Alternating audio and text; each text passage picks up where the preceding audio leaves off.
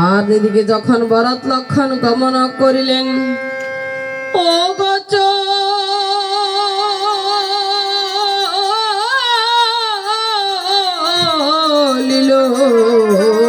ভরত লক্ষণ, ওরে রাম ঘুনা ঘুম ভরত লক্ষণ।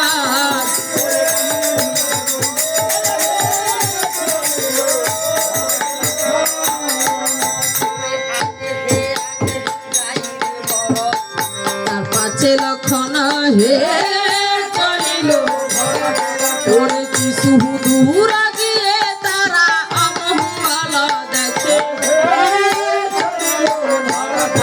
আরে ভাম সর্প দেখিলেন দক্ষিণে শ্রীগাল,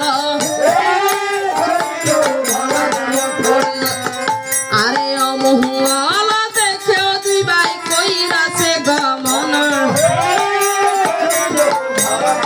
আরে আরহ কিছু দূর গিয়ে অমঙ্গল দেখে, মাথার উপরে পেশায় তাদের পিউ পিউ ডাকে। ওরে অমঙ্গল দেখেও দুইবার,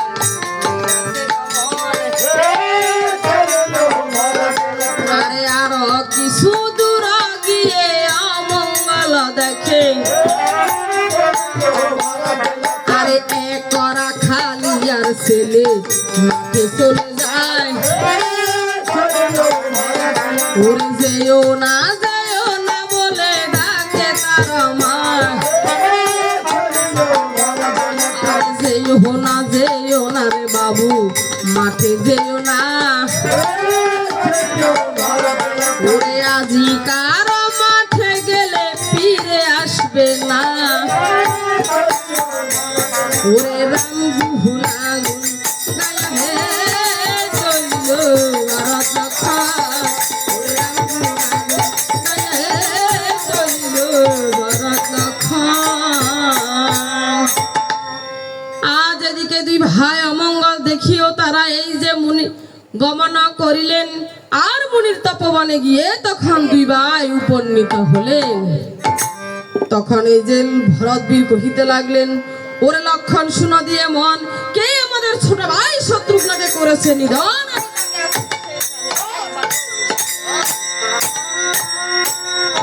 ওরে দাদা গো,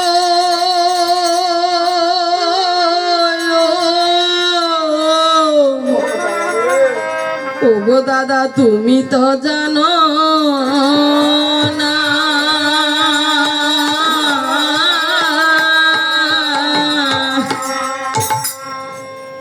ওরে তুমি যদি জানতে গো দাদা,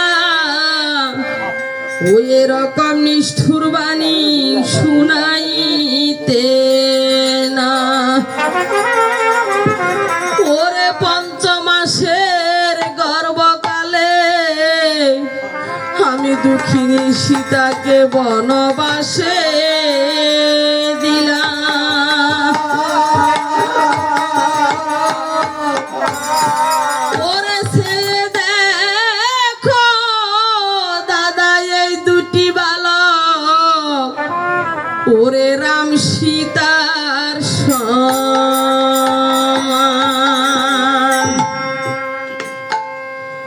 দাদা গো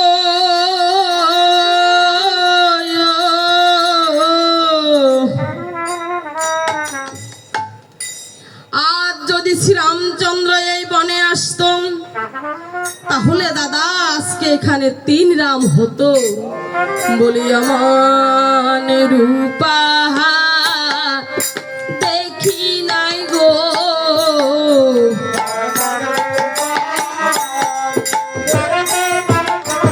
রূপে ভুবন আলো করে দাদা, এমন রূপাহার দেখি নাই গো।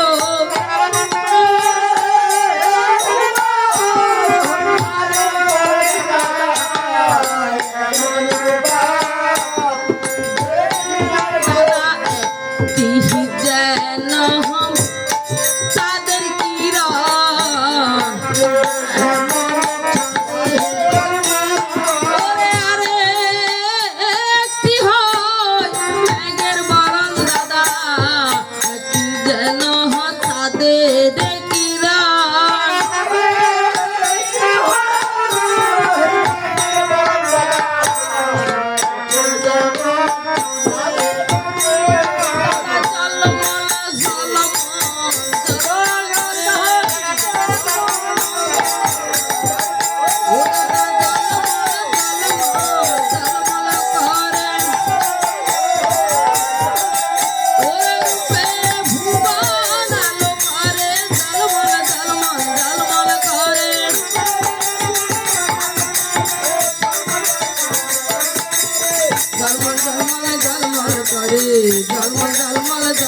করে রূপে ভুবন আলো করে জলমল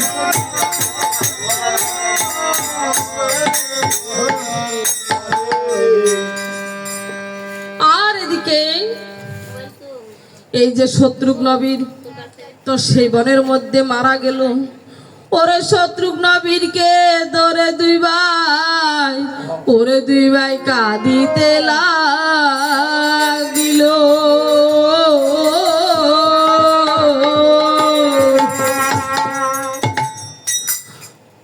আজ এদিকে ক্ষিপ্ত হইয়া তখন দুটি বালককে তখন বান তুলিয়া নিলেন।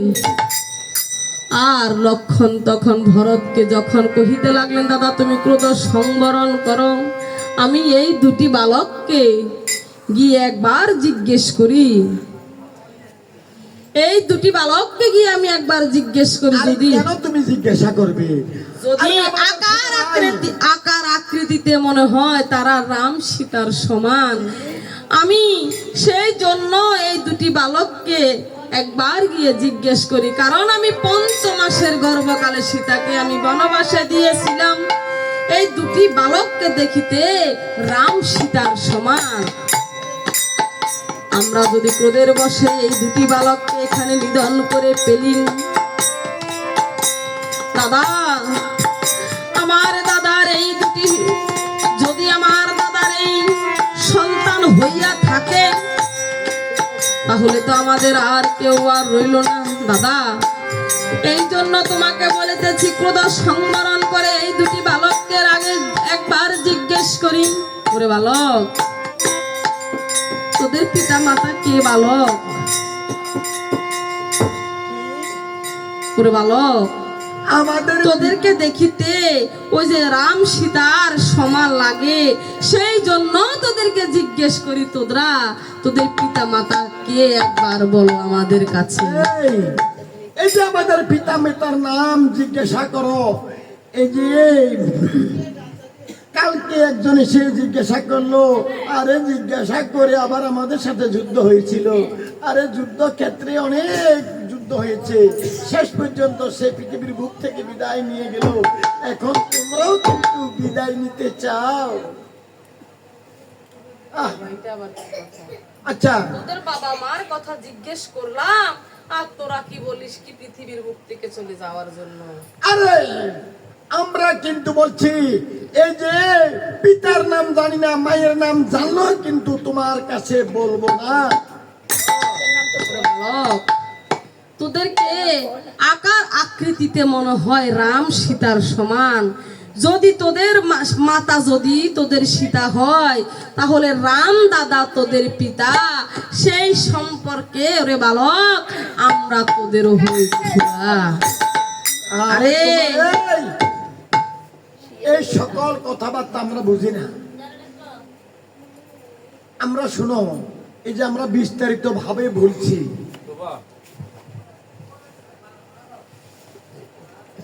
ওরে বালক